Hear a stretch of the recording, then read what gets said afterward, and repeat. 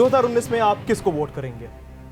Option A भारतीय जुमला party, option B बाप दादाओं की पार्टी, ऑप्शन सी खास आदमी पार्टी, या फिर option D none of the above यानी नोटा।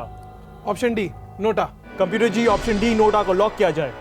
चलिए देखते हैं बादशाह जी ऑप्शन डी सही है या नहीं। आपने जो उत्तर चुना है ऑप्शन डी, वो हम आपको बता दें कि वो सही है।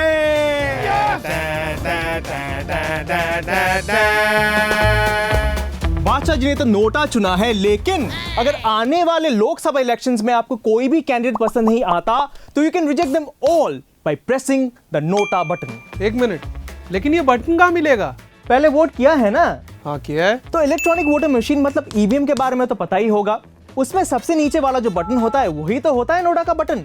बस अगर आपको सब कैंडिडेट्स बेकार लगते हैं तो आपको यही बटन दबाना है। बटन दबा तो देंगे, लेकिन इससे होगा क्या? अगर आपके कॉन्स्टिट्यूएंसी में सबसे ज्यादा लोगों को कोई भी कैंडिडेट पसंद नहीं आता, ये सबसे ज्यादा वोट नोटा को मिलता है, तो फिर the candidate with the second highest number of votes will be declared as winner.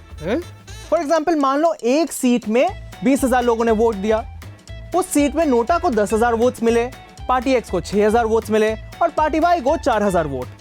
So since Nota has the highest number of votes, the candidate who comes second, that is party X, will be declared winner. ओह, इसका मतलब NOTA से कुछ नहीं होता? Well, देखा जाए तो तुम्हारी बात भी सही है, लेकिन like the Supreme Court pointed out, and I quote, negative voting will lead to a systematic change in polls, and political parties will be forced to project clean candidates.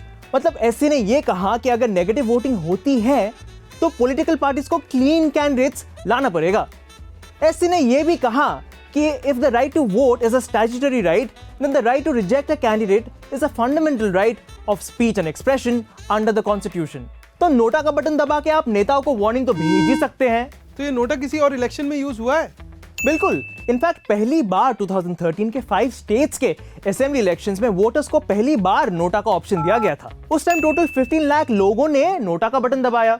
सिर्फ यही नहीं, 2018 के छत्तीसगढ़ असेंबली इलेक्शंस में आपको सिर्फ 0.9% votes मिले थे, whereas NOTA got a total of 2.1% votes. कहने का मतलब यह है कि जैसे सुप्रीम कोर्ट ने कहा है that your right to vote also includes your right to reject a candidate। तो अगर नेता है खोटा तो दबाओ नोटा।